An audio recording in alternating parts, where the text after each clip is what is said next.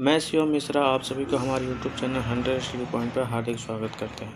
उम्मीद करते हैं आप सभी स्वस्थ मस्त जबरदस्त जिंदाबाद होंगे। साथियों, आज का मैं political science BA third semester का पेपर कोड 201 ठीक का डिस्कशन PYQ करेंगे। तो दोस्तों, हमारे साथ वीडियो के अंत तक अवश्य बने रहें। हम ऑप्शन के साथ साथ उसका एनालिसिस भी करेंगे। ठीक है। पहला प्रश्न है, भारत में लोकतांत्रिक प्रक्रिया का प्रारंभ हुआ था। तो भारत में लोकतांत्रिक प्रक्रिया का प्रारंभ कब हुआ था? पहला ऑप्शन है 26 जनवरी 1950, दूसरा ऑप्शन है 15 मार्च 1950, तीसरा ऑप्शन है 2 अक्टूबर 1959 और चौथा ऑप्शन है उपरोक्त में से कोई नहीं, जिसका राइट आंसर होगा 26 जनवरी 1950 में भारत के लोकतांत्रिक प्रक्रिया का प्रारंभ हुआ था। और 15 मार्च 1950 को क्या हुआ था? 15 मार्च 1950 को केंद्रीय मंडल द्वारा भारत में प्रस्तावित द्वारा योजना की स्थापना की गई थी। 15 मार्च 1950 को केंद्रीय मंडल द्वारा प्रस्तावित योजना को स्थापित किया गया था। ठीक है। 2 अक्टूबर 1959 को पंचायती राज व्यवस्था का उद्घाटन राजस्थान के नागौर जिले से पंडित जवाहरलाल नेहरू ने किया था।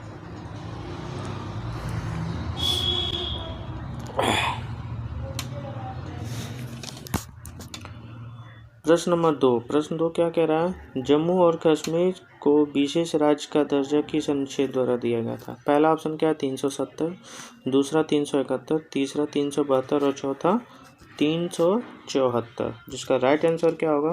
Option number A 370। Option B 371 क्या है? कुछ राज्य, ये 371 में क्या है? कुछ राज्य को अस्थायी संक्रमणी का विशेष शक्ति का प्रदान किया गया। और 372 में क्या कहता है? भारतीय संविधान के लागू होने की पहली कानून साथ साथ न्यायिक संविधान को संबंधित से। ठीक है। और अनुच्छेद 374 क्या कहता है? अनुच्छेद 374 कहता है संघीय न्याय के न्यायाधीशों के रूप में प्रावधान। संघीय न्याय के न्यायाधीशों का प्रावधान। ठीक है। प्रश्न को ध्यान से आप समझिएगा। प्रश्न नंबर 3 क्या कह रहा है? संविधान सभा का अस्थायी अध्यक्ष क्या? अस्थायी अध्यक्ष कौन है? अस्थायी अध्यक्ष पहला ऑप्शन क्या है? डॉक्टर राजेंद्र प्रसाद, दूसरा डॉक्टर BR अम्बेडकर, तीसरा वल्लभ भाई पटेल और चौथा डॉक्टर सैदानंद सिन्हा, जिसका राइट आंसर क्या होगा? Option number D Saidanand Sinha. और पूछ दें यही अस्थायी अध्यक्ष कौन होगा? अस्थायी अध्यक्ष ये डॉक्टर राजेंद्र प्रसाद जी थे। ठीक है। और डॉक्टर सैदानंद सिन्हा को 9 दिसंबर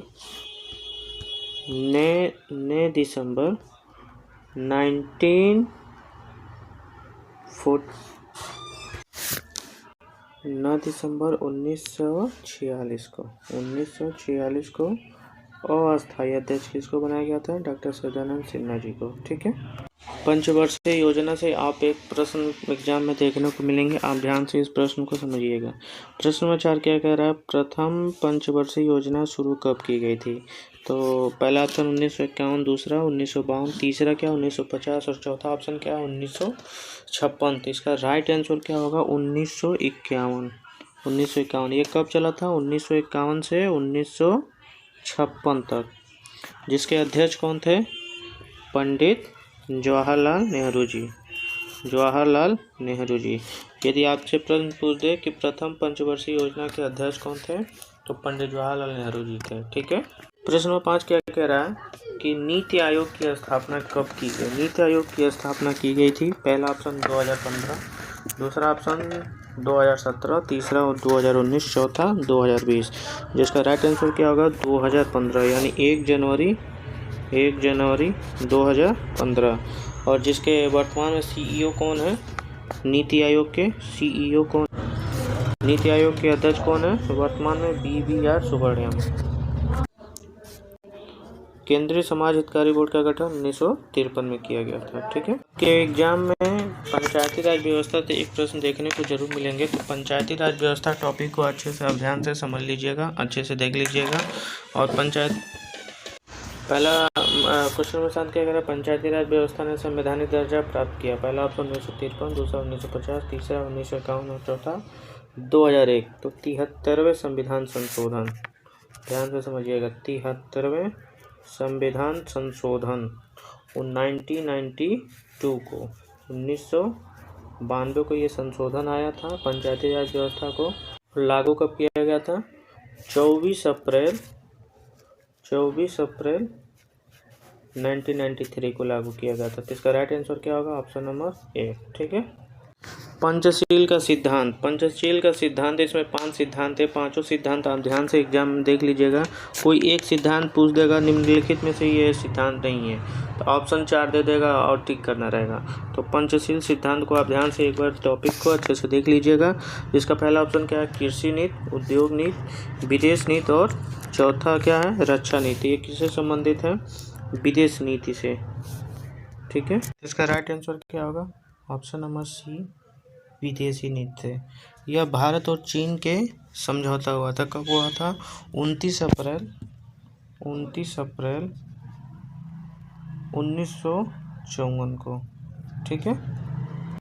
प्रश्न नंबर 9 क्या कह रहा है? राजनीतिक प्रक्रिया संबंधित है। पहला ऑप्शन क्या है? ए, चुनाव प्रक्रिया, दूसरा ऑप्शन बी, राजनीतिक दल, तीसरा ऑप्शन हित समूह और चौथा ऑप्शन डी, उपरोक्त में से सभी। जिसका राइट आंसर क्या होगा?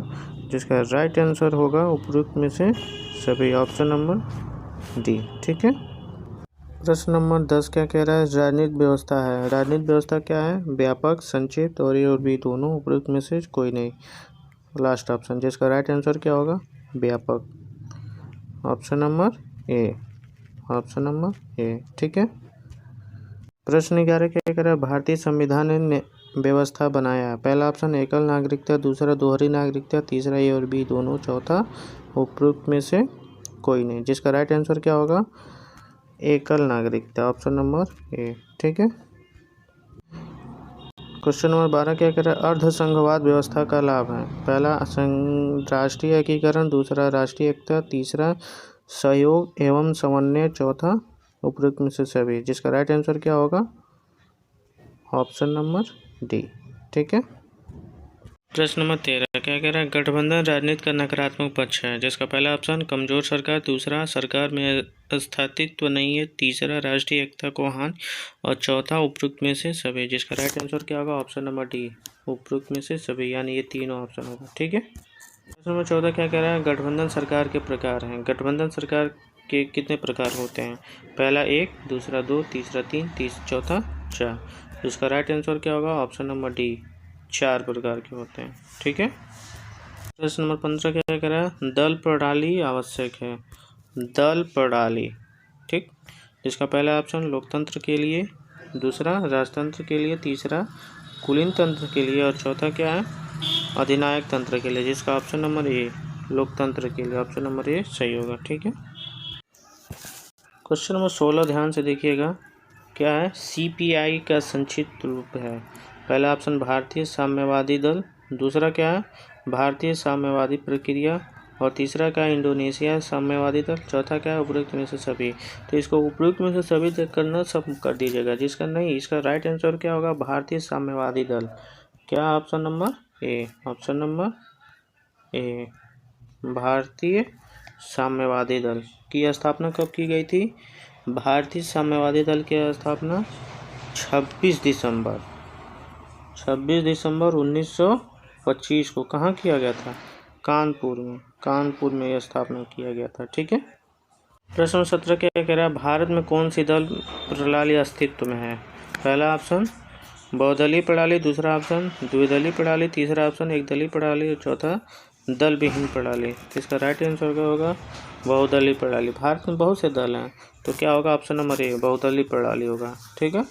प्रश्न नंबर 18 क्या कह रहा है? स्थानीय स्वशासन किस प्रकार के सलाहकार का अधिकार है? पहला ऑप्शन लोकतांत्रिक व्यवस्था वाली सरकार, दूसरा राजतंत्र व्यवस्था वाली सरकार, तीसरा अधिनात्मक सरकार और चौथा ऑप्शन उपरोक्त में से कोई नहीं। जिसका राइट आंसर क्या होगा? ऑप्शन नंबर ए, लोकतांत्रिक व्यवस्था वाली सरकार।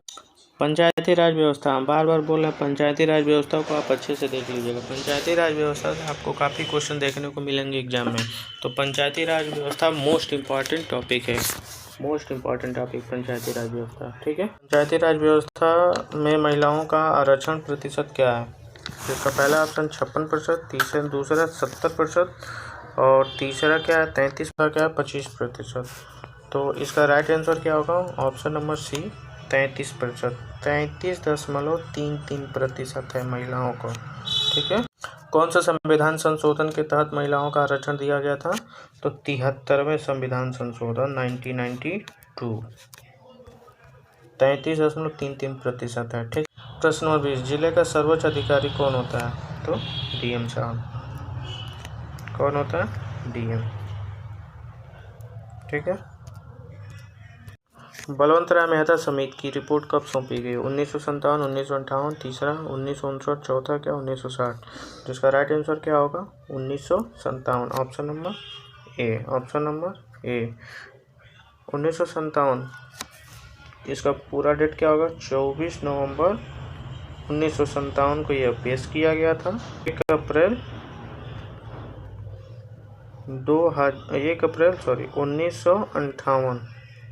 1958 को क्या लागू किया गया था। 73वां संविधान संशोधन 1992 संबंधित है, तो पंचायती राज व्यवस्था से 73वां संविधान संशोधन। ठीक है, 73वां संविधान संशोधन, एक बार ध्यान से समझिए, 73वां संविधान संशोधन, पंचायती राज व्यवस्था, ये दोनों टॉपिक मोस्ट इम्पॉर्टेंट है, ध्यान से समझ लीजिएगा। ठीक है, ये गोरखपुर में नगर निगम की स्थापना किया गया था, मतलब किस अधिनियम के द्वारा गोरखपुर में नगर निगम की स्थापना किया गया था, ये प्रश्न है। तो इसका राइट आंसर क्या होगा? 1982 के तहत, 1982 के तहत, ऑप्शन नंबर ए। ठीक है, कृषि किस अनुसूचित में सम्मिलित है? तो इसका राइट आंसर होगा ऑप्शन नंबर बी, 12वीं अनुसूची में। ठीक है, 12वीं अनुसूची में क्या है? 11वीं अनुसूची में पंचायती राज व्यवस्था है, 11वीं अनुसूची में। ठीक है, क्वेश्चन नंबर 25, क्वेश्चन 25 क्या कह रहा है? पंचायत समिति का क्षेत्र होता है, तो गांव, शहर, जिला, खंड। पंचायत समिति का क्षेत्र यानी खंड यानी ब्लॉक, आपका जो ब्लॉक होगा वही गांव का समिति का क्षेत्र होगा। ठीक है, ऑप्शन नंबर डी राइट होगा। प्रश्न नंबर 26 क्या कह रहा है? प्रश्न 26 कह रहा है दबाव समूह निम्नलिखित में से कौन सा तरीका नहीं अपनाते हैं? पहला ऑप्शन लाभिक, दूसरा चुनाव लड़ना, तीसरा संगोष्ठी और चौथा क्या है? बैठक। जिसका राइट आंसर क्या होगा? ऑप्शन नंबर बी, चुनाव लड़ना, ऑप्शन नंबर बी। ठीक है, 27 क्या कह रहा है? आमंड और पावेल के वर्गीकरण में निम्नलिखित में से कौन सा सम्मिलित नहीं है? पहला ऑप्शन क्या है? संस्थापक दबाव समूह, दूसरा समुदायात्मक दबाव समूह, तीसरा क्या है? असमुदाय दबाव समूह और चौथा क्या है? ऑप्शन नंबर डी क्या है? सुरक्षात्मक दबाव समूह। जिसका राइट आंसर क्या होगा? Option number C. ठीक है, प्रश्न 28 क्या कह रहा है? दबाव समूह अपने हितों की पूर्ति के लिए कौन सा साधन अपनाते हैं? जिसका पहला ऑप्शन है संवैधानिक साधन, दूसरा है गैर संवैधानिक, तीसरा है ए और बी और चौथा है उपयुक्त में से कोई नहीं। तो इसका राइट आंसर क्या होगा? ऑप्शन नंबर सी, उपयुक्त में से दोनों। ठीक है, प्रश्न नंबर 29 क्या कह रहा है? प्रथम भारतीय महिला संघ का गठन, प्रथम भारतीय महिला संघ का गठन किस नगर में हुआ था? पहला ऑप्शन जयपुर, दूसरा मद्रास, तीसरा दिल्ली और चौथा मणिपुर। इसका राइट आंसर क्या होगा? मद्रास। मद्रास में कहाँ किया गया था? अड्यार में हुआ था, अड्यार। कब किया गया था? 8 मई 1917 को प्रथम भारतीय महिला संघ का गठन 8 मई 1917 को किया गया था।